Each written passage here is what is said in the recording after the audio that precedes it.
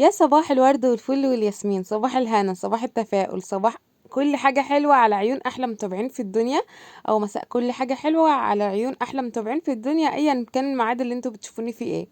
النهارده فيديو جديد، فحط اللايك الجميل. وانا ريهام احمد، دي قناتي. يا ريت لو لسه اول مره بتشوفي قناتي بقى تشتركي في القناه من علامه الاشتراك اللي بتظهر لك تحت الفيديو باللون الاحمر. ضغطي عليها هيطلع لك 3 خيارات.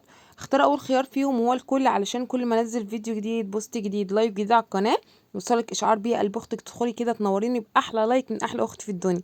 هستنى لايكاتكم وتعليقاتكم من داخل مصر ومن خارج مصر. وجودكم في قناتي شرف ليا وعلى راسي من فوق. النهارده فيديو جديد كده، ادخلي برجلك اليمين حطي احلى لايك وتعالي بس في اول الفيديو كده ناخد حسنات مع بعض. نذكر الله ونصلي على النبي عليه افضل الصلاه والسلام. اللهم صل وسلم وبارك على سيدنا محمد، صلاه تنحل بها العقد تنفك بها الكرب وياتي بها الفرج. يلا بقى، ربنا يجازيك كل خير على كل لايك بتحطوهولي. ربنا يديمكم نعمه في حياتي يا احلى اخواتي واصحاب في الدنيا. شكرا على تعليقاتكم الحلوه ليا، وشكرا برضو على الناس المقصرين في حقي من تعليقات في لايكات. فانا مستنيه لايكاتكم، مستنيه تعليقاتكم. ربنا يجازيكم كل خير على كل لايك بتحطوهولي، وربنا يكتب لكم الحلو اللي في الدنيا كله على كل لايك بتحطوهولي، اللهم امين. وربنا كده ينولكم كل حاجه انتوا بتحبوها ويحقق لكم كل اللي بتتمنوه. النهارده فيديو جديد بقى، قلت ايه، حابه نشاط وحيويه وطاقه ايجابيه بقى.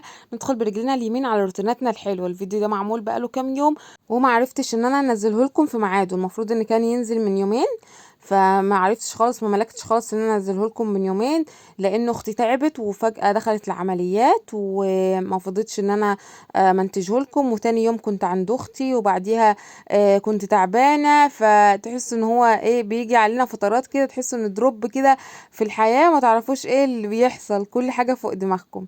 ادعوا لاختي بقى ربنا يشفيها كده ويقومها بألف سلام، اللهم امين، ويخليها لاولادها ويزيح عنها، لان الفترة دي صعبة عليها جدا جدا. من كل عملية تطلعها يجي عملية بعديها، يعني بقالها كام فترة الدنيا معاها متلخبطة جدا، وكتر عمليات بقى وكتر بنج والحاجات دي صعبة قوي.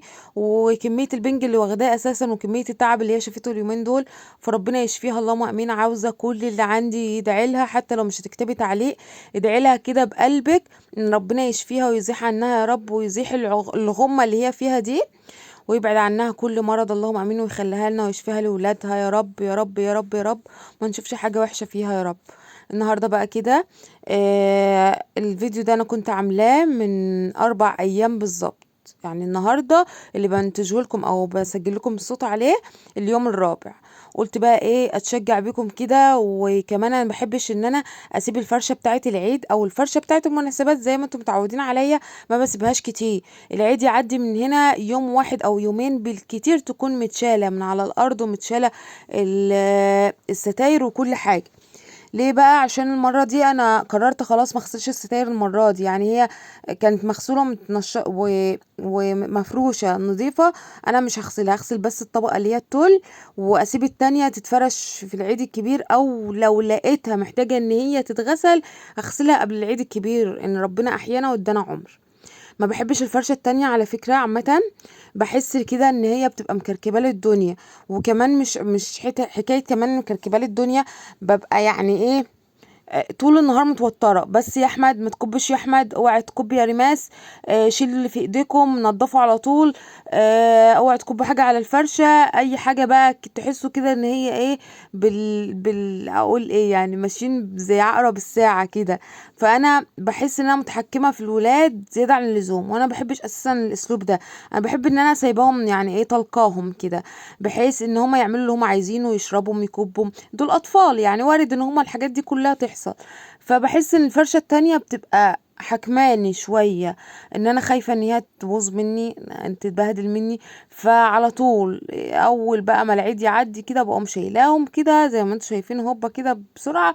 واقوم شايلاهم ايه، مطبقاهم، اللي هيتغسل يتغسل، واللي هيتشال بقى فوق الدولاب هيتشال، والخداديات تتشال وكل حاجة.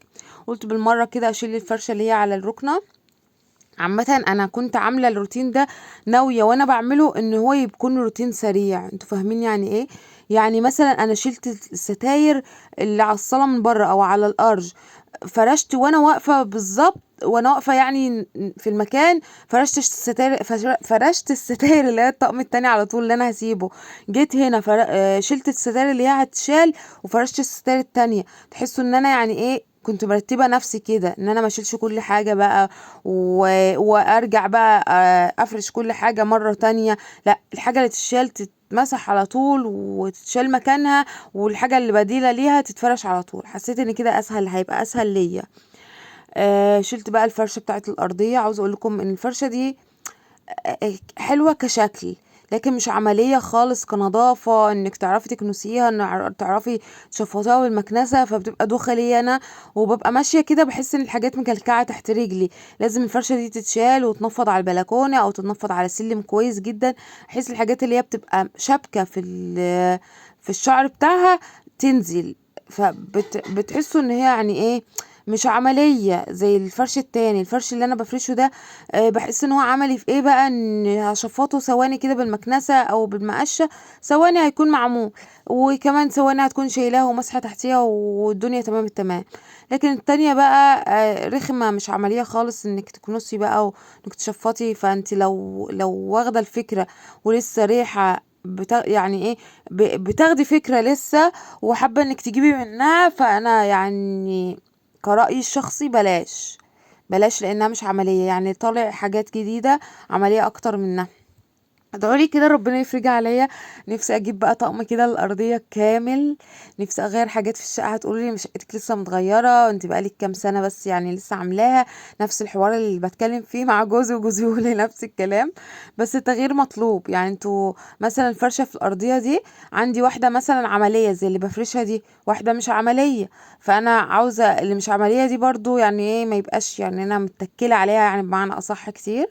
لا، يبقى فيها فرشة ايه بديلة ليها تبقى عملية زي اللي انا بفرشها دي. بفكر ان انا اجيب حفاظات اللي هي الحفاظات الجبلان دي اللي طالعة جديدة ترندي قوي. بفكر ان انا اجيبها.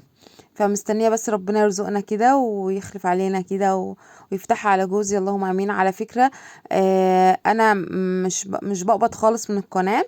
القناة مش هتشوفوا حتى مشاهداتي، لو شفتوا مشاهداتي هتلاقوا 400 ان كترت وفيديو ضرب معايا بيجيب 6000.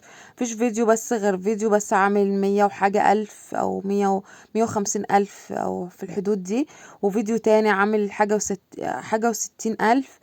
ففي فيديوهات كتير واقعة، يعني اكتر الفيديوهات بتاعتي واقعة، والقناة واقعة بنسبة 100% عندي. فانا مبقبضش. انا كل اللي قبضته من القناة دي 200 دولار، 100%. يعني لو 100 دولار باخدهم من البنك 2700 دولار بعد ما يخصموا الحاجات اللي هي بتاعت البنك دي، الفلوس بتاعت البنك وكده. باخد 2700 دولار مرتين اللي اخدتهم. فالناس اللي مفكره ان انا عايشه من القناه او ان انا فاتحه القناه عشان عايشه منها، طبعا الكلام ده للناس. انا عارفه الناس اللي انا موجهه لها الكلام ده، فانا بتكلم عشانهم. اللي مفكرين ان انا فاتحه القناه ان هي داخله بقى مدخله رزق لينا، والله العظيم ابدا. كل اللي احنا فيه ده يعني الحمد لله فضل ونعمه من عند ربنا. ربنا خالف علينا يعني بشغل جوزي هو اللي صارف من كله. الحمد لله مفيش جنيه اساسا دخل لنا من القناه لحد دلوقتي. يعتبر الفلوس اللي احنا اخدناها المرتين اللي انا بقول لكم عليهم دول يعني جم اتفرتكوا كده بره قبل ما يدخلوا اساسا الشقه. فالناس اللي عايشين في ميه الوهم ان ريهام تقبض من القناه، ريهام عايشه من القناه من اليوتيوب، والله العظيم ابدا. اليوتيوب ده على قد ما هو بيدي ناس على قد هو ما بيديش ناس كتير. وطبعا الناس اللي عندهم قنوات عارفين الكلام اللي انا بتكلم فيه ده.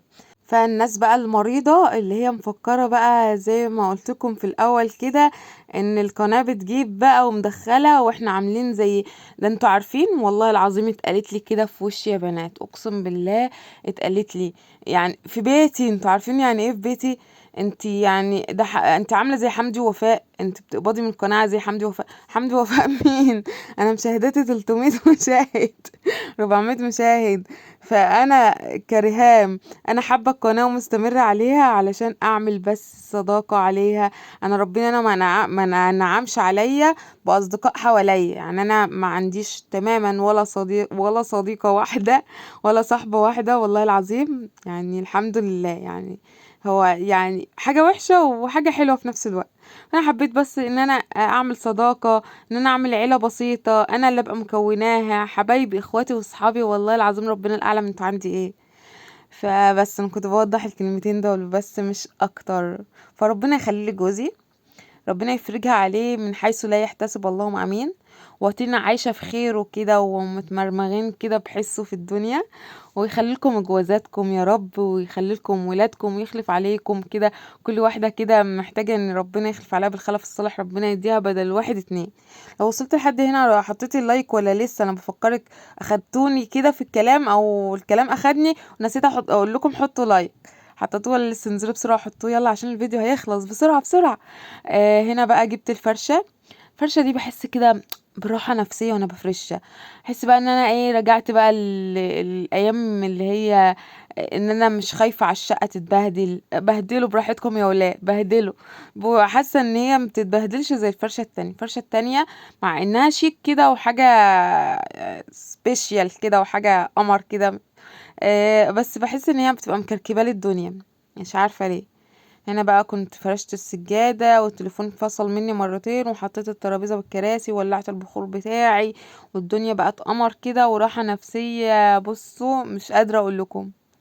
ده الشكل النهائي للصالة. شلت كل حاجة بقى ومسحت بقى وكنست، وزي ما انتوا شايفين كده رغيت كتير. بس انا مبصدق ان انا اتكلم معاكم. رتبت كل حاجة في مكانها، وحطيت الترابيزة والكراسي مكانها، وكل حاجة بقت تمام التمام. وكده نكون وصلنا لنهاية الفيديو. اشتركتي في القناة ولا لسه؟ لو لسه مشتركتيش في القناة يلا بسرعة انزلي اشتركي، وفعلي زر الجرس على اشعارات الكل عشان كل ما انزل فيديو جديد يوصلك اشعار بيه. استنوني فيديو جديد. دمتم في رعاية الله.